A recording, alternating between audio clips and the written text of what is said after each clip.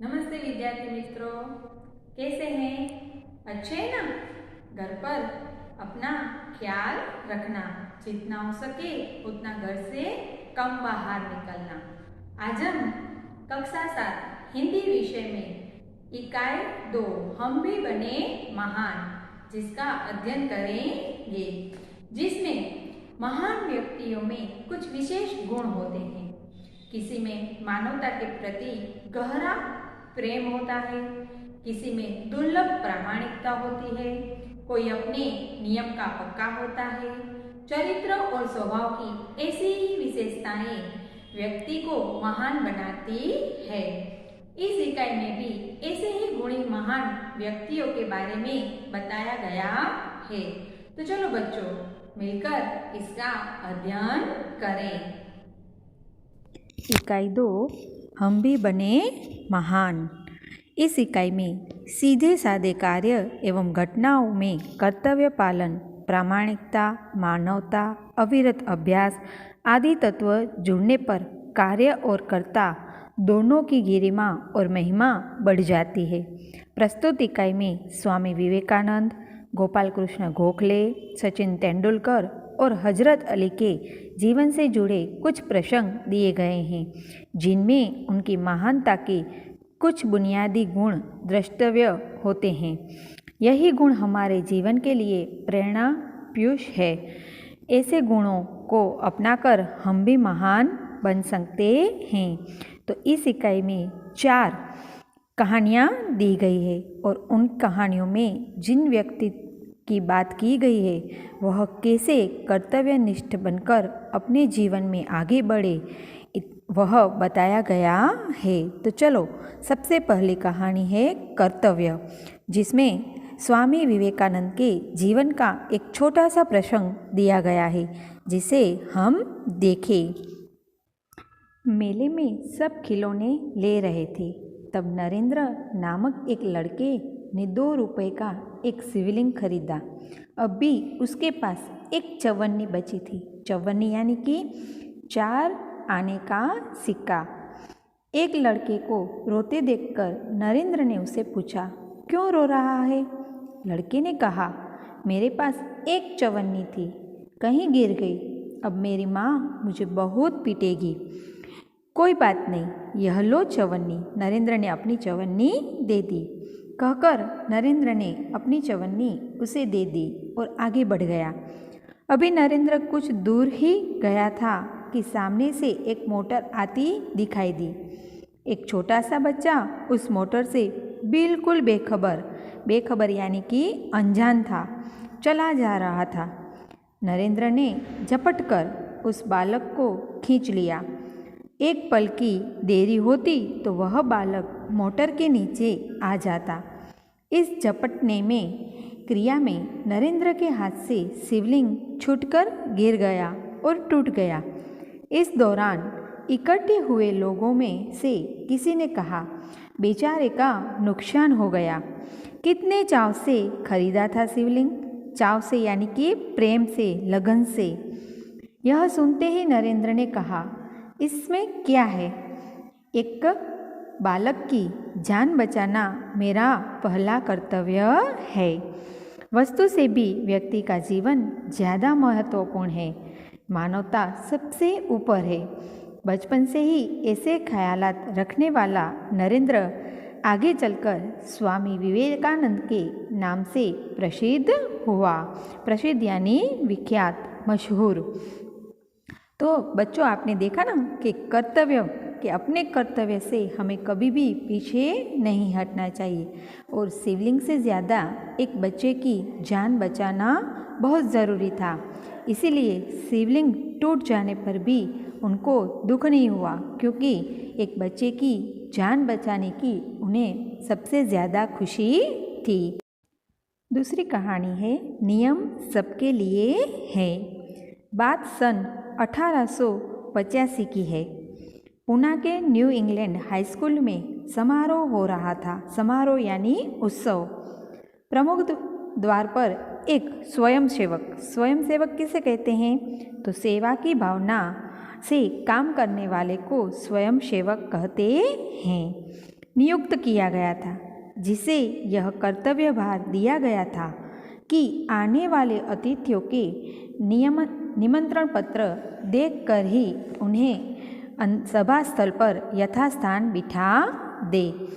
यानी कि जो भी वहाँ पर आए उनके पास एक निमंत्रण पत्रक था, उन्हें देखने के बाद ही उन्हें उनके स्थान पर यथास्थान बिठाने की जिम्मेदारी उन्हें दी गई। उस समारोह के मुख्य अतिथि थे मुख्य न्यायाधीश महादेव गोविंद रांडे। जैसे ही वह विद्यालय के द्वार पर पहुँचे, वैसे ही स्वयं सेवक ने उन्हें अंदर जाने से शालीनतापूर्वक रोक दिया और निमंत्रण पत्रक की मांग की। बेटा, मेरे पास तो निमंत्रण पत्र नहीं है, रांडे ने कहा। क्षमा करें, तब आप अंदर प्रवेश न कर सकेंगे, स्वयं सेवक का नम्रतापूर्वक उत्तर था। द्वार पर रांडे को देखकर स्वागत समिति के कई सदस्य आ गए और उन्हें मंच की ओर ले जाने का प्रयास करने लगे, पर स्वयं सेवक ने आगे बढ़कर कहा, श्रीमान, मेरे कार्य में यदि स्वागत समिति के सदस्य ही रोड़ा अटकाएंगे तो फिर मैं अपना कर्तव्य कैसे निभा सकूंगा। कोई भी अतिथि हो, उसके पास निमंत्रण पत्र होना ही चाहिए। भेदभाव की नीति मुझसे नहीं बरती जाएगी। यह स्वयंसेवक आगे चलकर गोपाल कृष्ण गोखले के नाम से प्रसिद्ध हुआ और देश की बड़ी सेवा की। तो इस बात से आपने क्या सीखा कि कोई भी जिम्मेदारी यदि हम लेते हैं तो उसे पूरे कर्तव्य निष्ठा और ईमानदारी से हमें आगे निभानी चाहिए। तीसरी कहानी है सफलता का रहस्य, कि सफलता कैसे मिलती है, किस तरह मेहनत करने से। अंडर 14 क्रिकेट टीम के कप्तान के रूप में एक लड़का अपनी टीम के साथ क्रिकेट मैच खेलने के लिए अहमदाबाद में आया था। अंडर 14 यानी 14 साल से कम उम्र का जो टीम होती है उसे अंडर 14 कहते हैं। कोच यानी प्रशिक्षक। उसकी टीम 5 स्टार होटल में ठहरी थी। सुबह उठते ही पूरी टीम कोच मैनेजर के साथ अल्पाहार यानी कि सुबह का नाश्ता के लिए तैयार थी। एकमात्र कप्तान नहीं दिखाई दे रहा था। उसे ढूंढने के लिए पूरी टीम लग गई, पर वह नहीं मिला। बाद में किसी ने जाकर उसके कमरे की गैलरी में देखा तो वह एक हाथ से गेंद फेंक रहा था और ज्यों ही गेंद दीवार से टकराकर वापस आती थी तो दूसरे हाथ से बल्ले से गेंद को खेल रहा था। साथी खिलाड़ी टीम में शामिल होने पर ही संतुष्ट थे, यानी कि जो सब दूसरे खिलाड़ी थे वह इसी बात से संतुष्ट थे कि वह सब टीम में शामिल हो गए हैं। लेकिन वह कप्तान होकर भी सारी रात अपने आप अभ्यास करता रहा। उसका अभ्यास एवं क्रिकेट के प्रति लगाव देखकर कोच, मैनेजर और सभी साथी खिलाड़ी दंग रह गए। आगे चलकर इसी लड़के ने क्रिकेट जगत में अद्वितीय सफलता प्राप्त की। कई विश्व रिकॉर्ड उसके कदम चूमने लगे। किसी ने उसकी सफलता का रहस्य पूछा तो बड़ी विनम्रता से उत्तर दिया कि मैं हर मैच 3 बार खेलता हूँ। कैसे? तो पहले अभ्यास के रूप में, दूसरी बार सचमुच मैदान में, तथापि मैच के बाद मूल्यांकन व सुधार आवश्यकता के रूप में। यानी कि मैच तो खेल दिया लेकिन फिर भी कुछ त्रुटि हम में रह जाती है तो वह सुधार के लिए वह फिर मैच खेले जाने के बाद भी वह अपना मूल्यांकन सुधार कार्य के लिए करते थे। यह लड़का कोई और नहीं, क्रिकेट की दुनिया में सफलता के नित्य नए कीर्तिमान स्थापित करने वाला हमारा सचिन रमेश तेंदुलकर है। सचमुच एकाग्रता, अविरत अभ्यास, कठोर परिश्रम एवं लगन ही सफलता के आधार है। तो आपके पास भी अभी बहुत सारा समय है, तो इस समय का हमें सदुपयोग करना चाहिए और बड़ी एकाग्रता से हमें बहुत सारी चीज़ें हैं तो हम सीख सकते हैं। चौथी कहानी दी गई है प्रामाणिकता, कि एक दिन हजरत अली राज के खजाने की जांच करने गए। काम करते करते अंधेरा हो गया। मोमबत्ती जलाई गई। थोड़ी देर बाद दो सरदार अपने निजी काम के लिए उनके पास आए। हजरत अली ने उन्हें बैठने के लिए कहा। हिसाब की जांच पड़ताल पूरी हुई। हजरत ने मोमबत्ती बुझा दी और मेज के खाने में से दूसरी मोमबत्ती निकालकर जला ली। सरदारों को यह देखकर बड़ा आश्चर्य हुआ कि हजरत अली ने ऐसा क्यों किया। हजरत अली ने एक मोमबत्ती बुझा कर दूसरी क्यों जलाई, यह सरदार न समझ सके। एक सरदार ने बड़ी नम्रता से हजरत अली से पूछा। हजरत अली बोले, भाई, अब तक मैं राजकाज का काम करता था, यानी कि मैं राजकोष का काम कर रहा था, राज्य का, इसलिए राजा की मोमबत्ती जला रखी थी। अब मैं अपना निजी काम शुरू कर रहा हूँ, इसलिए मैंने अपनी मोमबत्ती जला ली, नहीं तो मैं चोर या हरामखोर कहलाता। हर एक आदमी को चोरी और हरामखोरी से बचकर चलना चाहिए, चाहे वह अमीर हो या फ़कीर, फ़कीर यानी गरीब। देखने में तो यह बात बहुत छोटी सी हमें लगती है, पर है वह बड़ी महत्व की। अब हम आज़ाद हो गए हैं। राजकाज का काम तभी अच्छी तरह से चल सकता है जब लोगों में इस तरह की प्रामाणिकता हो। हमारे पुरखों ने कहा है, माँ गृदः कश्वेदधनम, के इस संस्कृत शब्द का अर्थ क्या होगा कि किसी के धन माल की लालसा मत करो। यह मनुष्य के लिए सबसे बड़ी सीख है कि हमें कभी किसी के धन की, माल की या किसी और चीज़ की कभी भी हमें आशा नहीं रखनी चाहिए। तो इस इकाई में हमने देखा कि कर्तव्य नियम सबके लिए हैं, सफलता का रहस्य और प्रामाणिकता, 4 कहानियाँ देखी, जिससे हमें सभी के व्यक्तित्व से एक अच्छी सीख मिलती है और हमें अपना व्यक्तित्व भी ऐसा ही सुंदर बनाना चाहिए। आगे आपको शब्दार्थ दिए गए हैं और वह आपको अच्छी तरह से लिखने हैं। नुकसान यानी हानि, ख्याल यानी विचार, स्वयंसेवक अपने आप सेवा करने वाला, जो आपको शब्द समूह के रूप में भी पूछा जा सकता है। नियुक्त काम पर लगाया हुआ, कर्तव्य भार उचित काम की जिम्मेदारी, प्रयास प्रयत्न, सदस्य सभासद, भेदभाव व्यवहार में अंतर, प्रसिद्ध यानी विख्यात, अल्पहार यानी नाश्ता, रहस्य यानी गुप्त भेद, खजाना धन भंडार, जांच यानी परीक्षण, हरामखोर हराम का माल खाने वाला, अमीर यानी धनवान, पुरखा यानी पूर्वज। इन शब्दार्थ में से कई ऐसे शब्द हैं जो आपको शब्द समूह के रूप में भी पूछे जा सकते हैं, जैसे कि स्वयंसेवक, नियुक्त, कर्तव्य भार, भेदभाव, तो हरामखोर, ऐसे शब्दों को आपको अच्छी तरह से याद रखना है। फिर आपको अभ्यास दिया गया है। अभ्यास में प्रश्न 1 है, निम्नलिखित प्रश्नों के उत्तर दीजिए, जिसमें आपको 6 प्रश्न दिए गए हैं। पहला है, बच्चे को बचाने की देरी होती तो क्या होता? जो बच्चे को बचाने में देरी होती तो वह सामने से आ रही मोटर के साथ टकरा जाता। दूसरा है, दूसरों की जान बचाना हमारा कर्तव्य है। आप और किन किन बातों को अपना कर्तव्य समझते हैं?